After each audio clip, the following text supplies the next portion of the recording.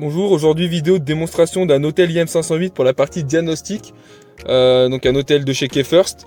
508, 608, ça sera exactement la même procédure. Donc d'abord, il faut mettre le contact dans le véhicule pour avoir une liaison.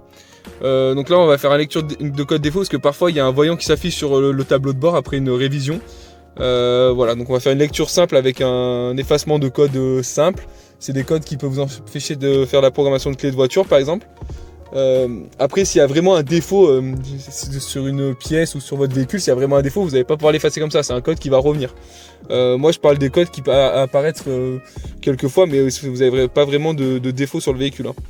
Donc là on va aller dans diagnostic. Donc là on va aller chez Mercedes.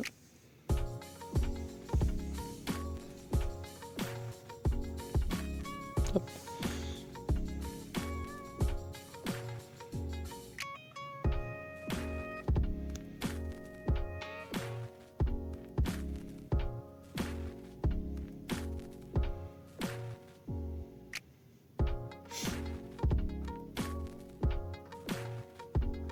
Voilà, donc vous allez dans sélection automatique. Vous allez faire une lecture de code VIN automatique également. Voilà, donc là ça me trouve le VIN du véhicule, ok. Hop. Donc voilà, donc il me trouve bien mon véhicule, donc c'est bien un Mercedes GLA, plateforme 156, c'est bien ça. Bon, il me sort pas l'année, mais du coup il est 2019, donc ça c'est ok. Donc le voltage de la batterie en haut à droite, on voit que j'ai la batterie plutôt bonne à 12-14, donc ça c'est ok. Donc déjà le problème vient pas de la batterie, hein, ça pourrait, mais là c'est pas la batterie. Donc vous allez dans la partie diagnostic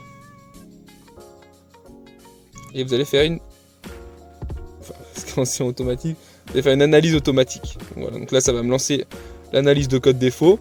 Voilà, donc là je peux voir que j'ai eu un défaut sur, j'ai pas le temps de voir, mais voilà, vous avez plusieurs défauts sur les calculateurs de signaux par exemple.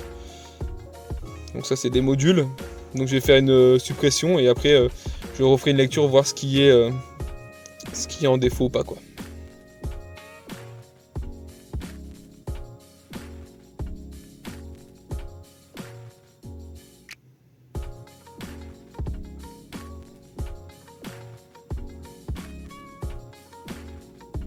Voilà, c'est assez rapide, hein, tout le monde peut le faire.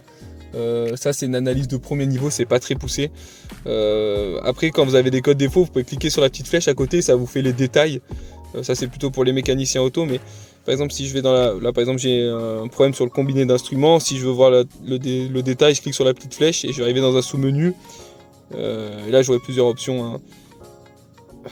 Hop. Télécharge.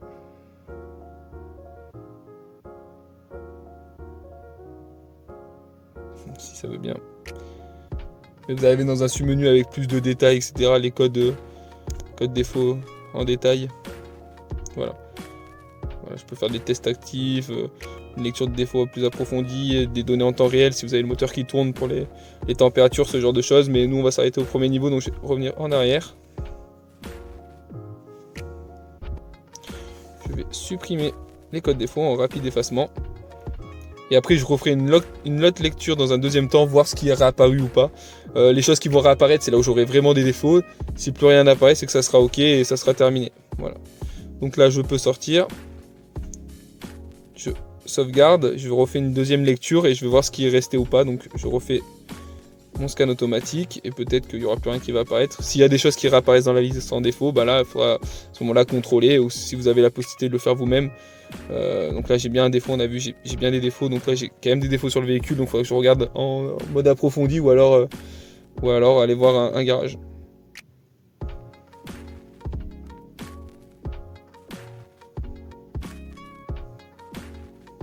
Donc on va aller voir, je vais quand même aller voir en détail, hein.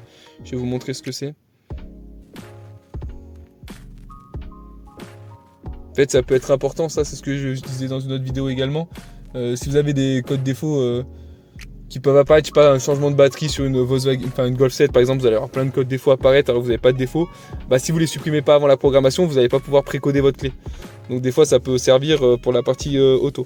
Donc là voilà, j'ai vraiment un problème sur le calculateur d'acquisition de signaux, donc je vais cliquer là-dessus, la petite flèche. On va rentrer en détail dedans.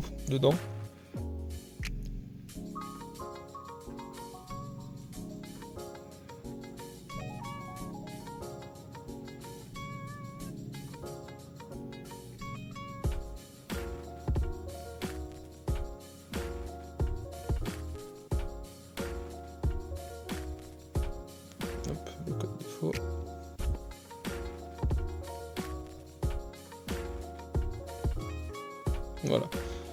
Donc là il me dit, donc là en détail, donc le code, hop, en détail. Et il me dit, donc là le code il est en mémoire, hein, il me dit la batterie de démarrage présente une capacité trop faible. Voilà, il me dit certaines conditions pour le service de ce composant ou de ce système ne sont pas remplies. Voilà. Il dit, bon, peut-être le froid, mais oui effectivement, pas chaud, mais voilà. Après si je vais dans l'autre, par exemple lui, chauffage, le système de... c'est des sièges chauffants hein, en fait.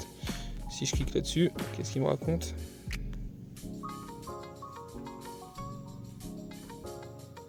Voilà, actuel et en mémoire, la batterie de démarrage présente pas une capacité trop faible. Les conditions de ce service pour les composants et le système ne sont pas remplis, exactement pareil. Voilà, avec votre code défaut à côté. Voilà. Et après pour le reste, normalement elles ont été supprimées, il ne me reste plus que ces deux-là. Voilà. Donc vous pouvez retrouver toutes nos vidéos sur notre page YouTube, donc la page KeyFirst, ou directement sur notre site internet